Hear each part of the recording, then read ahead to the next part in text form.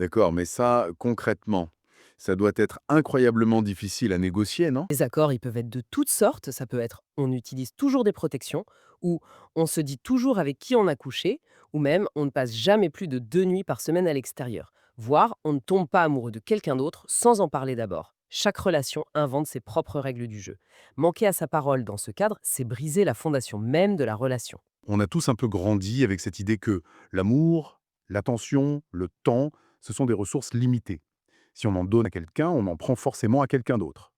Mais le livre, il va complètement à l'encontre de ça, avec un concept qu'il nomme l'économie de la famine.